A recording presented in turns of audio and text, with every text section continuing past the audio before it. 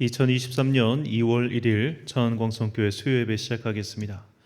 사랑과 은혜가 풍성하신 아버지 하나님, 2월의 첫째 날 이렇게 한 주의 중간을 구별하여 예배를 드릴 수 있도록 은혜 베풀어 주심에 감사합니다. 의심의 눈꺼풀을 벗어던지고 진리의 빛을 볼 수 있도록 예배를 통하여 역사하여 주옵소서. 진리의 빛으로 세상에 오신 예수님의 이름으로 기원하옵나이다. 아멘. 찬송가 412장 찬양하겠습니다.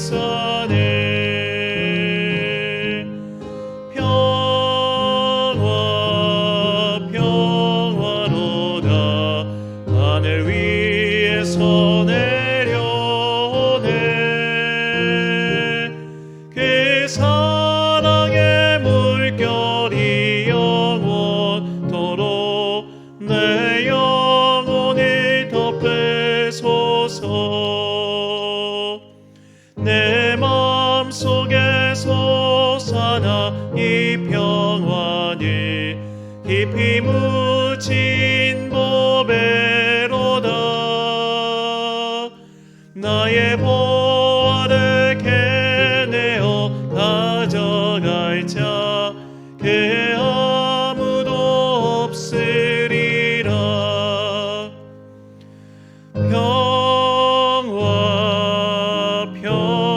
평화로다.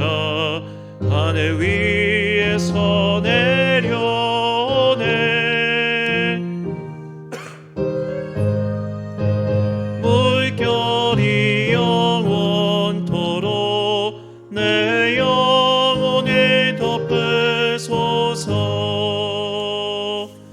내 영혼의 평화가 넘쳐나미 주의 긴 복을 받음이라.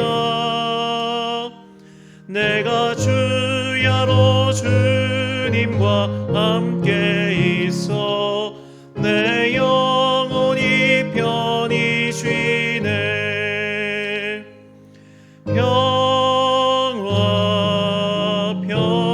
평화로다. 하늘 위에서 내려오네. 그 사랑의 물결이 영원토록 내 영혼을 덮으소서. 위에 험한 길 가는 동안 참된 평화가 어디 있나. 우리 모두 다 예수를 친구 삼아 참 평화를 누리겠네.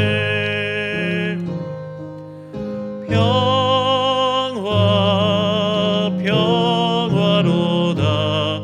하늘 위에서 내려오네.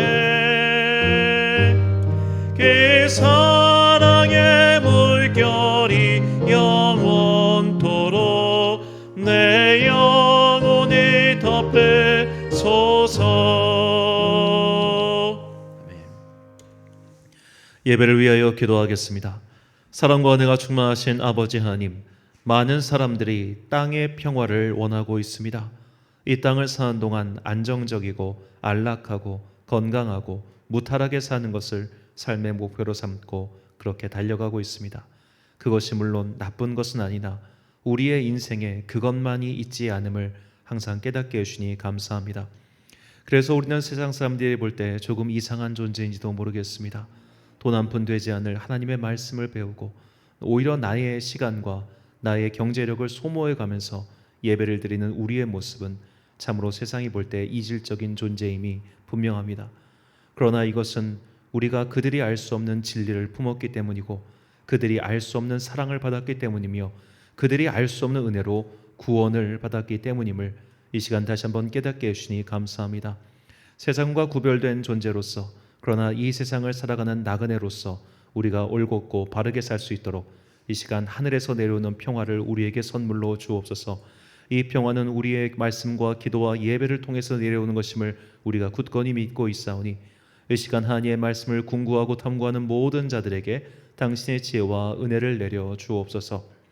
이 말씀으로 말미암아 우리의 삶이 어둠 가운데 헤매이지 아니하고 이단의 잡설과 사이비에 혼동되지 아니하고 오직 진리, 오직 생명의 길을 올곧게 걸어가는 주의 거룩한 자녀들 되기를 간절히 소망하오며 이 모든 말씀 우리 구주 예수 그리스도의 이름으로 기도드립니다.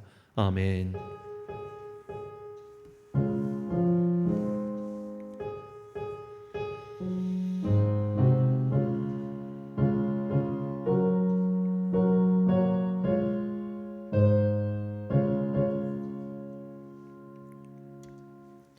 오늘 우리에게 주신 하나님의 말씀 고린도서 12장 1절부터 6절까지의 말씀입니다. 고린도서 12장 1절부터 6절까지의 말씀. 저와 함께 한 절씩 교독하시겠습니다. 무익하나마 내가 부득불 자랑하노니 주의 환상과 계시를 말하리라. 내가 그리스도 안에 있는 한 사람을 아노니 그는 14년 전에 첫째 하늘에 이끌려 간 자라. 그가 몸 안에 있었는지 몸 밖에 있었는지 나는 모르거니와 하나님은 아시느니라. 내가 이런 사람을 아노니 그가 몸 안에 있었는지 몸 밖에 있었는지 나는 모르거니와 하나님은 아시느니라. 그가 낙원으로 이끌려가서 말로 표현할 수 없는 말을 들었으니 사람이 가히 이르지 못할 말이로다. 내가 이런 사람을 위하여 자랑하겠으나 나를 위하여는 약한 것들 외에 자랑하지 아니하리라. 내가 만일 자랑하고자 하여도 어리석은 자가 되지 아니할 것은 내가 참말을 함이라. 그러나 누가 나를 보는 바와 내게 듣는 바에 지나치게 생각할까 두려워하여 그만두노라. 아멘. 성경 난제풀이 73번째 시간 바울의 삼층천에 대하여 란 제목으로 하나님의 말씀 선포하겠습니다.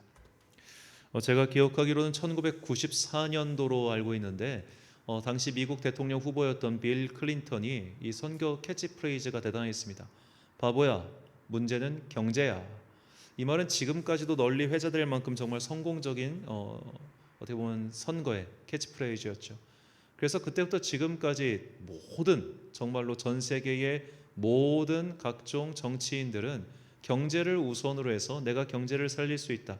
내가 경제에 살리는 주역이다. 그렇게 말하면서 선거에 뛰어들고 있죠. 그리고 많은 사람들도 과연 이 사람이 우리나라 혹은 우리 지역의 경제를 살릴 수 있는 인재인가? 그것만을 생각해서 사람을 뽑고 있습니다. 이것은 바꿔 말하자면 우리가 살고 있는 이 세상이 그만큼 돈에 지배당하고 있는 세계라는 것을 단적으로 보여주는 사례라 그렇게 볼 수 있겠습니다. 하지만 이 세상은 돈으로만 지배되는 세상은 아니죠. 자, 벌써 러시아와 우크라이나 사이에 전쟁이 일어난 지 1년이 지났습니다.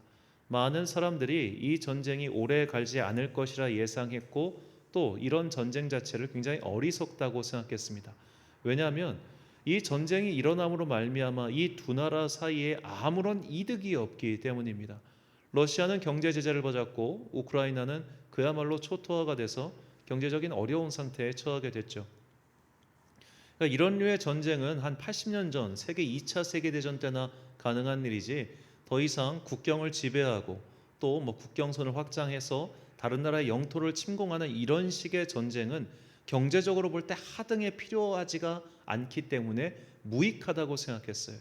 그래서 사람들이 이런 어리석고 무익한 선택을 할 리가 없다는 것이 이렇게 돈에 찌든 사람들의 생각이었습니다. 하지만 사람은 돈으로만 움직이지 않습니다.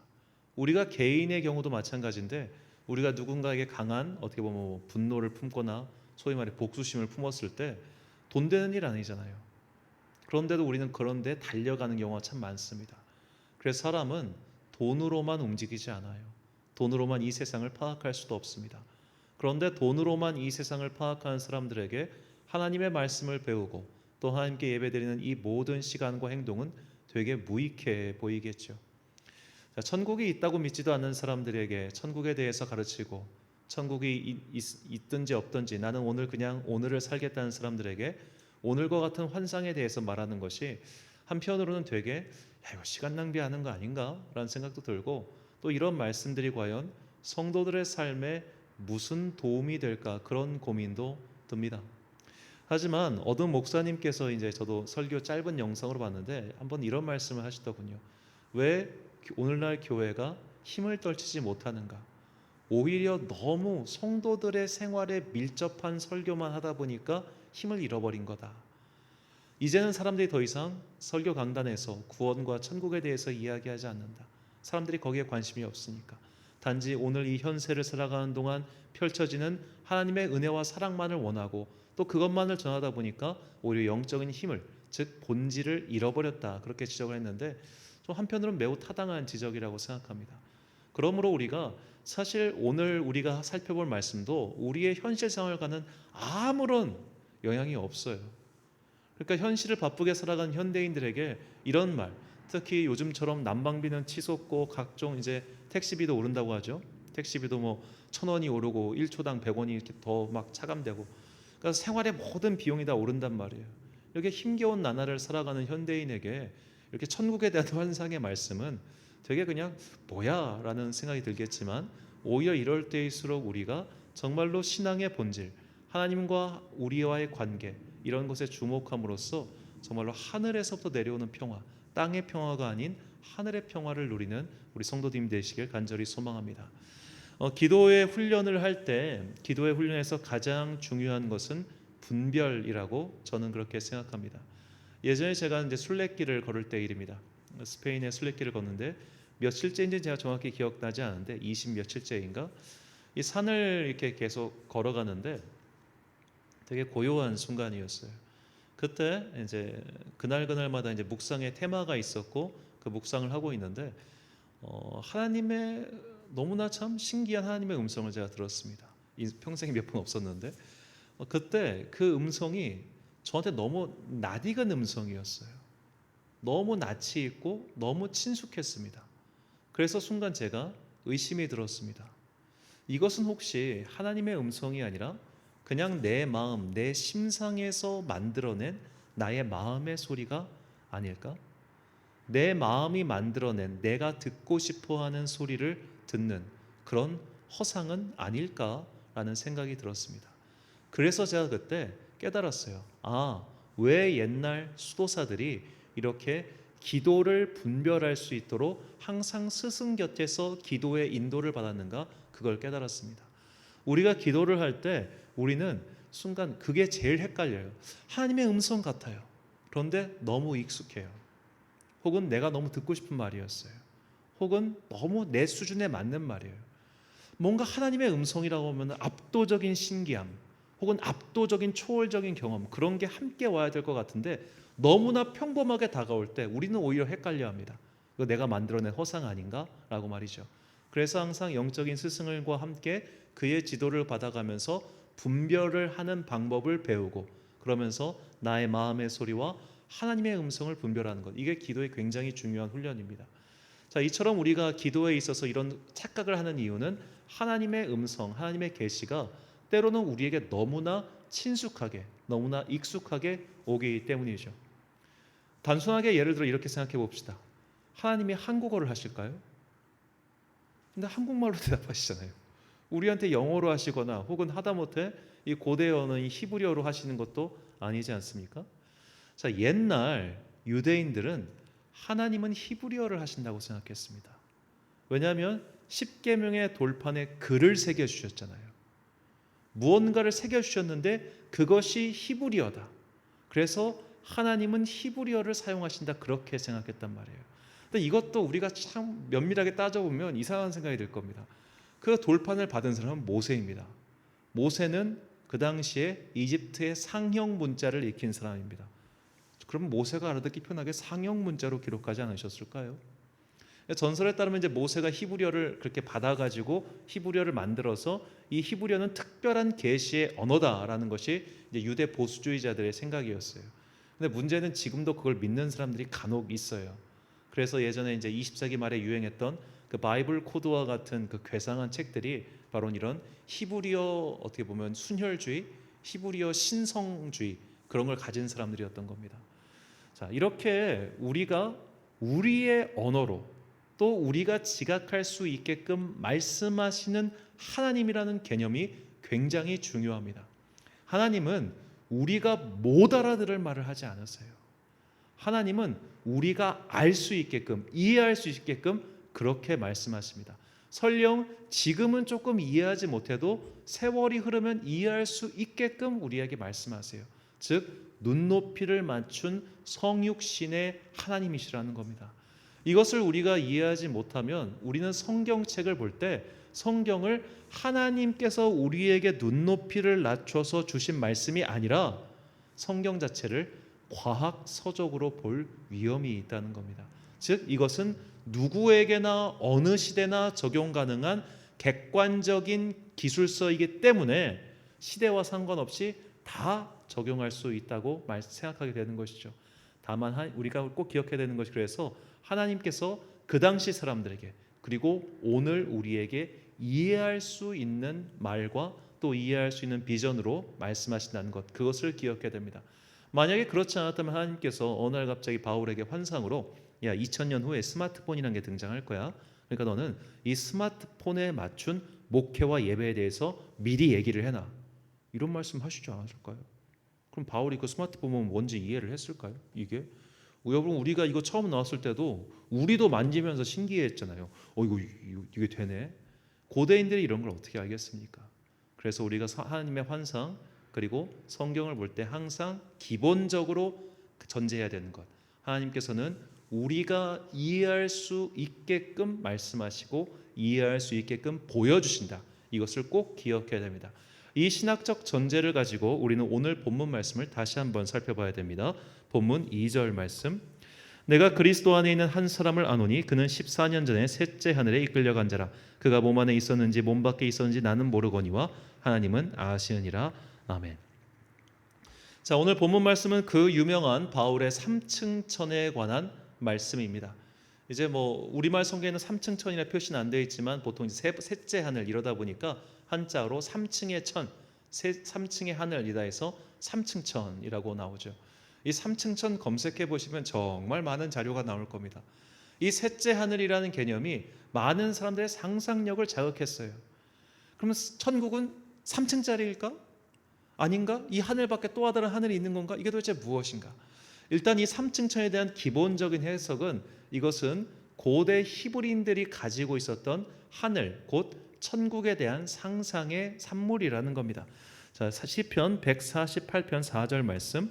하늘의 하늘도 그를 찬양하며 하늘 위의 물들도 그를 찬양할지어다. 아멘. 자, 여기서 하늘의 하늘이란 표현과 이 하늘 위의 물들이란 표현에 주목하시기 바랍니다. 자, 이 안에 고대 히브리인들이 생각했던 천상관이 그대로 되어 있어요. 그러니까 1층 하늘, 그냥 하늘은 우리가 볼 수 있는 저 푸른 하늘, 그것을 말하고 2층 하늘이 바로 궁창입니다. 창세기 1장에 나오죠. 이게 히브리어로는 라키아인데 이 라키아는 그냥 평평하다 그런 뜻이에요. 그러니까 고대 사람들은 이 하늘 밖에 2층의 하늘이 있었고 그 2층 하늘은 궁창인데 이 평평한 어떤 금속판 위에 물이 있다고 생각했던 거예요. 그래서 그 물이 주르륵 내리는 게 바로 빗물이다라고 생각한 겁니다.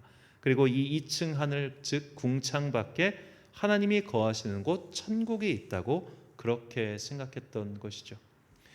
자, 이것 때문에 사람들이 헷갈리는 게 많아요. 자, 이 셋째 하늘 분명히 성경에 셋째 하늘이라고 기록되어 있으니까 분명히 세 번째 하늘이 있을 거야. 그 세 번째 하늘은 첫 번째 하늘 지구, 두 번째 하늘 우주, 세 번째 하늘 우주 바깥 어떤 곳에 하나님이 계시는 천국이 있어. 그러니까 우리가 우주 바깥으로 여행하게 되면 그쪽으로 갈 수 있을 거예요. 그런 생각을 하시는 분을 제가 뵌 적이 있습니다. 그런 책도 봤습니다.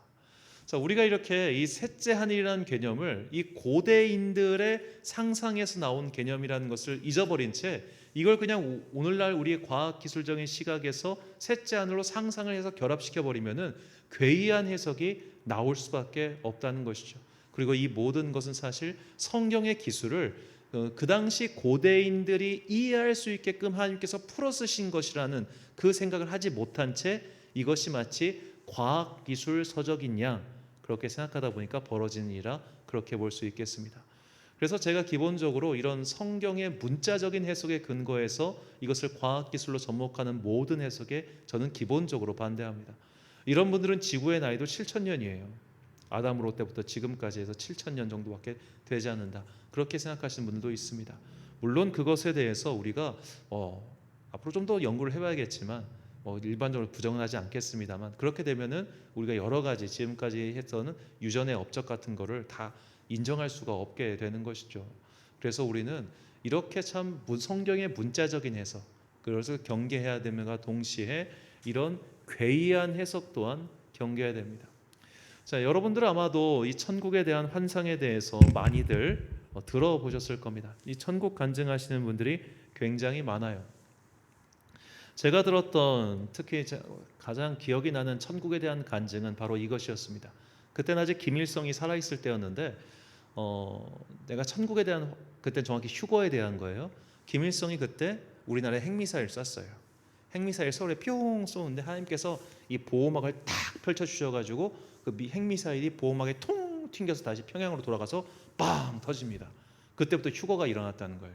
그래서 천국에 가기 전에 이런 일이 벌어질 것이다 라는 책을 제가 1992년도에 본 적이 있습니다. 참 재밌는 일이죠. 우리가 보통 물론 이제 건강한 사람들의 환상도 있고 또 저는 그런 분들의 모든 환상을 부정하고 싶은 생각은 전혀 없습니다만 그런 천국에 대한 환상을 본 분들의 말들을 잘 들어보면 다 다릅니다. 똑같은 곳에 다녀왔는데 자신들이 체험한 천국이 다 조금씩 달라요. 지옥은 비슷해요. 그냥 다 불타고 있더래요. 근데 천국은 왜 이렇게 조금씩 다를까? 우리는 그분의 환상의 진위 여부를 가릴 필요는 없습니다. 불가능하고요. 왜냐하면 성경 자체가 천국과 지옥에 대해서 얼마 말하지 않는다고 제가 누누이 말씀드렸죠. 우리는 그분들의 환상의 진위 여부를 파악하는 것이 중요한 게 아니라 왜 하나님께서 그들에게 환상을 보여주셨는지 그걸 생각해 봐야 된다는 거예요. 그래서 특히 이제 좀 건강한 신앙생활 하신 분들 중에 이 천국에 대한 환상을 보신 분들 보면은 보통 그 환상이 그들에게 천국에 대한 소망을 일깨워 주기 위함도 있지만 지금 너의 삶을 똑바로 살아야 돼라는 일종의 경계의 말씀으로 쉴 때가 더 많다는 겁니다. 어느 유명한 기도원 원장님의 그 환상이죠. 그분이 천국에 대한 환상을 봤는데 자기가 천국에 없는 거예요. 하나님, 왜 나는 천국에 없나요? 그러니까 하나님께서 그에게 대답하시기를 너 지금까지 사역한 거 전부 네 명예를 위해서 한 거잖아. 그래서 네 자리가 없어. 그렇게 대답하셨다는 겁니다. 그러자 그분이 충격을 받고 그때부터 모든 외부 활동을 다 접은 다음에 정말 기도에만 매진하셨다. 그런 이야기가 있죠. 자, 이런 식으로 하나님께서 누군가에게 환상을 보여주셨을 때 그것은 천국에 대해서 네가 보고 똑바로 알아라 이것보다는 너희가 가지고 있는 어떤 것에 대해서 경계하거나 혹은 무언가를 가르쳐 주시기 위함이라는 겁니다. 그러므로 오늘의 바울의 이 3층천의 본문 또한 이 본문 속에 담겨 있는 바울의 전체적인 맥락과 문맥이 있어요. 이것을 다 도외시한 채 그냥 하늘은 천국은 3층일 거야 이런 식으로 생각하는 것은 매우 곤란하다는 겁니다. 자, 이것은 마치 불교에서 말하는 이 미륵신앙에 대해서 비교하면 좀 더 이해하기 쉬울 것 같아요. 자, 불교에도 일종의 종말론적 신앙이 있는데 그것을 미륵신앙이라고 해요. 이것은 석가모니가 열반에 든 후 59억 7천만 년이 지나면 구세주 미륵이 오셔가지고 모든 중생들을 열반에 이르게 할 것이다 라는 신앙입니다. 자, 59억 7천만 년 길죠. 자, 59억 7천만 년이면 정확하게 앞으로 태양의 수명이 약 60억 년 남아있다고 하는데 태양이 꺼짐과 동시에 미륵께서 오신다는 그런 말이 될 수도 있겠지만 자, 이 59억 7천만 년에 대한 해석이 되게 분분해요. 누군가는 이것이 일순이라고 말하기도 하고 누군가는 이것이 정말로 지구가 태양 한 바퀴를 도는 그것을 1년으로 삼은 객관적인 시각이라고도 그렇게 이야기하고 또 누군가는 그저 아주 많은 기간을 표현하는 그런 말이다라고 말하기도 합니다. 자, 이런 식으로 숫자 하나에 대한 해석도 이렇게 분분한 것처럼 우리가 모든 것들을 그렇게 소위 말해 객관적인 것 그런 것으로 파악하면은 오히려 안 된다는 것이죠. 이것에 대해서 아주 잘 알려주는 책이 바로 중국의 철학자인 장자입니다. 장자가 남긴 글 중에 이 소요유라는 글이 있어요. 북쪽 심해에 물고기가 있는데 그 이름을 곤이라 한다. 곤의 크기가 몇 천리가 되는지 알 수가 없다. 그것이 변하여 새가 되면 그 이름을 붕이라 하는데 붕의 등도 몇 천리가 되는지 알 수 없어서 떨치고 날아오르면 그 날개는 하늘에 들이운 구름과도 같았다. 이 새는 바다의 흐름에 따라 장차 남쪽 심해로 넘어가니 남쪽 심해란 천지를 말한다.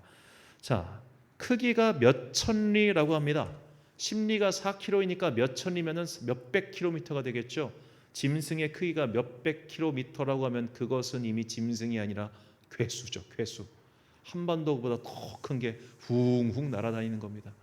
그래서 이것을 보통 이제 중국식 과장법 뭐 그렇게 말을 하기도 하지만 사실 장자가 이런 엄청난 과장된 표현을 통해서 뭘 알려주고 싶었냐면 인간은 그렇게 거대한 걸 인지할 수 없다는 걸 그가 알려주고 싶었던 거예요.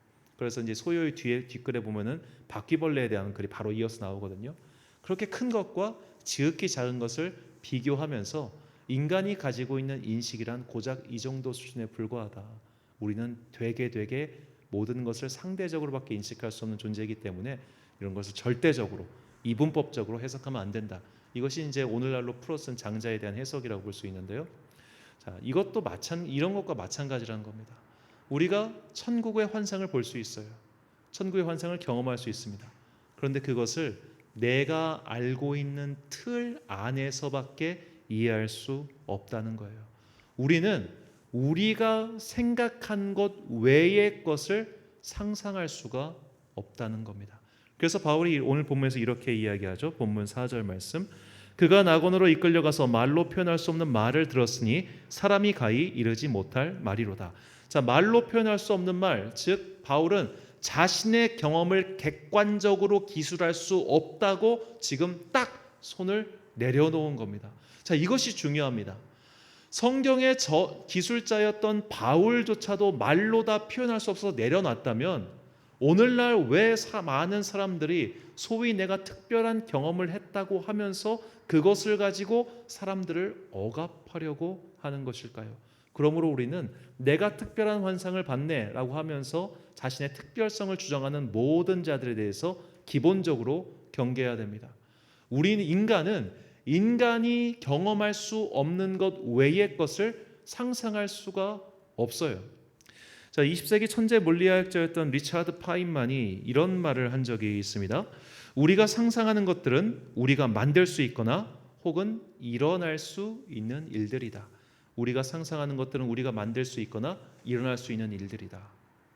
자, 이 말은 인간의 과학기술의 진보에 대한 굉장히 긍정적인 표현이기도 하지만 바꿔 말하면 인간이 상상할 수 없는 것을 생각할 수도 없고 만들 수도 없다는 거예요. 그 누구도 천국을 온전하게 상상할 수 없습니다. 이것은 우리 인지세계 밖에 있는 것이기 때문이죠. 인류가 지금까지 상상해서 기록에 남겨놓은 모든 천국에 대한 글들을 모아보십시오. 다 지각각입니다. 지각각. 그렇기 때문에 우리는 누군가가 봤던 그 천국에 대한 그 환상에 함몰돼 가지고 천국은 저럴 거야. 나도 저런 데 들어가야지. 그렇게 생각할 필요가 없다는 거예요. 왜냐? 우리가 가게 될 천국은 어차피 우리의 언어로 표현도 불가능하고 우리가 상상할 수 있는 그 상상 밖에 있는 것이기 때문입니다. 성경에 기록되어 있는 것은 어디까지나 그저 이 경험한 것을 최대한 이해할 수 있을 만큼 그 편린만 남겨놓은 거예요. 아주 작은 거예요. 그 작은 것을 마치 전체이냐 그렇게 포장해가지고 천국에 들어갈 때는 천국은 무슨 상아로 되어 있고 금으로 되어 있고 밑에는 다이아몬드고 이런 식으로 생각하면 안 된다는 거죠. 그곳에 있는 물질이 우리가 살고 있는 세계의 물질과 똑같지 않을 겁니다.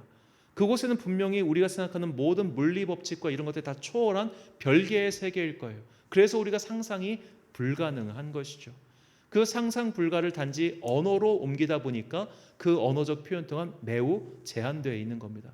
그러니까 성경이 참으로 진리의 책인 것이 무엇이냐면 성경이 천국과 지옥에 대한 묘사가 적다는 것이 이 책이 진리라는 것을 오히려 반증해 줘요. 만약에 성경이 천국과 지옥에 대해서 자세히 묘사해 놨다면 이 책이 과연 수천 년의 세월 동안 진리의 증거가 될 수 있었겠습니까? 그 당시에는 진리의 증거일 수 있겠지만 지금까지는 이어올 수 없었겠죠. 하나님과 천국은 인간의 인식 능력 바깥에 있습니다.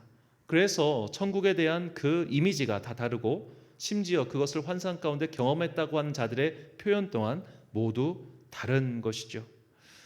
자, 우리가 성경 난제풀이를 계속 이어가고 있는 이유가 바로 여기에 있습니다. 이렇게 쓸데없는 것, 괴력난신이라고 하죠. 이해할 수 없는 문제에 계속 함몰돼 가지고 여기에 빠져서 이상한 이론들을 만들어내는 것, 그런 것들을 경계하고 오히려 말씀 속에 담겨 있는 하나님의 진의를 파악하고자 하는 것입니다. 자, 이런 것에 대한 아주 좋은 사례가 바로 욥과 하나님과의 대화죠. 욥은 하나님께 끊임없이 따집니다. 내가 뭘 잘못했냐고. 그러자 하나님께서 욥의 무고함에 대해서 설명해 주시거나 욥의 죄에 대해 설명해 주신 것이 아니라 욥, 너는 아무것도 몰라. 왜냐하면 너는 고작해야 인간에 불과하기 때문이야 라고 대답하시죠. 욥기 38장 16절과 17절 말씀입니다. 내가 바다의 샘에 들어갔었느냐, 깊은 물 밑으로 걸어다녀 보았느냐, 사망의 문이 내게 나타났느냐, 사망의 그늘진 문을 내가 보았느냐. 하나님께서는 욥에게 말씀하십니다. 네가 살고 있는 세계 바깥, 즉 물리 세계 바깥에 무엇이 있는지 아니? 네가 인지할 수 없는 그 세계 바깥에 무엇이 있는지 알아? 넌 본 적도 없고 알 수도 없어. 그런데 왜 네가 다 아는 것처럼 그렇게 나한테 따지고 드느냐라고 대답하시죠. 이 하나님의 대답이 욥기 38장부터 41장까지 쭉 나옵니다.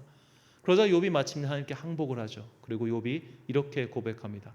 이 겸손한 욥의 고백이 우리의 고백이 되길 소망합니다. 욥기 42장 3절과 4절 말씀 우리 같이 한 목소리로 읽겠습니다. 시작. 무지한 말로 이치를 가리는 자가 누구니이까? 나는 깨닫지도 못한 일을 말하였고 스스로 알 수도 없고 헤아리기도 어려운 일을 말하였나이다. 내가 말하겠사오니 주는 들으시고 내가 주께 묻겠사오니 주여 내게 알게 하옵소서. 아멘. 사랑하는 천안 광성교회 성도 여러분, 그리고 이 예배를 함께 드리고 계신 귀한 주님의 자녀 여러분, 인간의 지각 능력은 한계가 있습니다. 그리고 인간은 그 한계 바깥, 상상의 바깥에서 일어난 일들에 대해 감지할 수도 없고 표현할 수도 없습니다. 그저 내가 아는 최대한의 언어적 능력을 동원하여 후대를 위해 남겨두었을 뿐이죠. 그러므로 이런 두루뭉술한 표현을 과학적 표현인 양 해석하려고 하면은 이것은 반드시 막힐 수밖에 없습니다. 바울이 체험한 셋째 하늘이 3층으로 나뉘었기 때문에 그렇게 말하는 것이 아닙니다. 그것은 바울의 세계관 안에서 그가 인지할 수 있는 한계에 불과하죠. 우리는 이런 것들을 과학적 진술로 받아들여서는 안 됩니다. 우리는 오히려 이 말씀을 통해 인간의 인지적 한계를 자각하고 하나님 앞에서 겸손해지는 것을 배워야 합니다. 그분께서 우리에게 어떤 환상을 보여주셨다면 그것은 우리가 이해할 수 있는 언어와 이해할 수 있는 모양으로 올 것입니다. 이런 것은 우리를 특별 취급해서가 아니라 우리가 깨닫도록 도움을 주시기 위함임을 꼭 기억하십시오. 이렇게 우리에게 눈높이를 낮추어 우리의 언어로 소통하시는 이 하나님의 겸손함을 깨닫고 영적 교만의 함정에서 벗어나시기 바랍니다. 인간이 이해할 수 없는 문제를 계속 붙잡고 어떻게든 풀어보려고 하는 시도는 결국 내가 신적인 존재로 화할 수 있다는 선악과의 교만에 불과합니다. 우리는 인간이고 하나님은 하나님이십니다. 이 차이를 인지하고 교만의 함정에서 벗어나 주님께서 인도하시는 길을 따라가는 겸손한 주의 자녀들이 되시길 예수님의 이름으로 축원합니다. 기도하겠습니다. 사랑과 은혜가 풍성하신 아버지 하나님, 우리는 마치 우리의 작은 머리로 모든 것을 이해할 수 있고 또 모든 것을 알 수 있다고 착각하고 그렇게 살아왔습니다. 그래서 하나님 나라의 신비조차도 우리가 이해할 수 있는 언어와 이해할 수 있는 사건으로 자꾸만 끌어내리려고 하는 경향을 가지고 있습니다. 이런 선악과의 죄악이 우리에게까지 이어지고 있음을 다시 한번 겸손하게 고백하니오니 주여 우리의 죄를 용서하시고 이제는 겸손을 배워 하나님의 하나님 되심을 인정하고 내가 알 수 없는 것들에 대해서는 침묵하는 겸손을 배우게 하여 주옵소서. 우리가 이렇게 주님 앞에 엎드려서 주님의 참된 지혜와 은혜를 구할 때 주님께서는 구원에 이르는 충분한 지혜를 가진 이 성경의 말씀을 통하여 우리에게 깨닫게 해주실 것을 믿습니다. 우리가 지금 알지 못하고 알 수 없는 것들은 주님 앞에 서면 모든 것이 거울로 보듯 뚜렷이 알게 될 것이니 그날을 소망하며 오늘을 인내하며 겸손하게 살아가는 지혜로운 자녀 되게 하여 주옵소서. 이 모든 말씀 우리가 볼 수 있도록, 우리가 이해할 수 있도록 인간의 몸을 입고 이 땅에 내려오신 예수 그리스도의 이름으로 기도드립니다. 아멘. 찬송가 285장 찬양하겠습니다.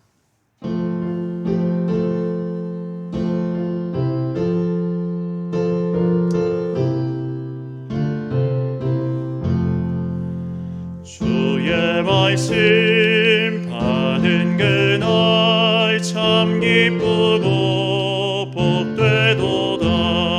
이 기쁜 맘 못 이겨서 온 세상에 전하노라.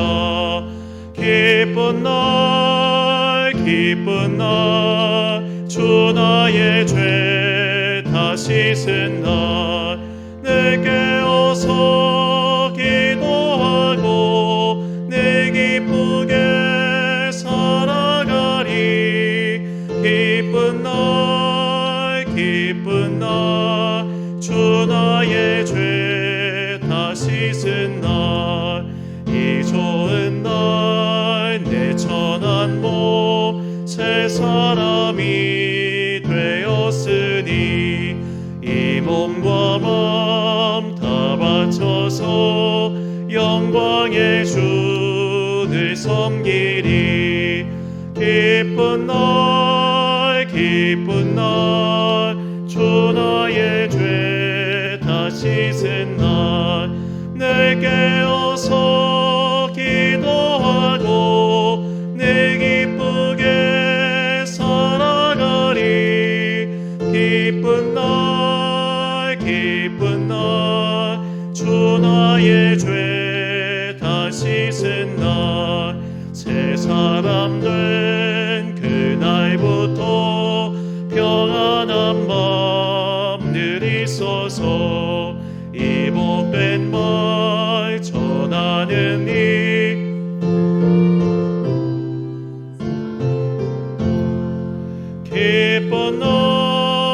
기쁜 날 주 나의 죄 내 깨어서 기도하고 내 기쁘게 살아가리. 기쁜 날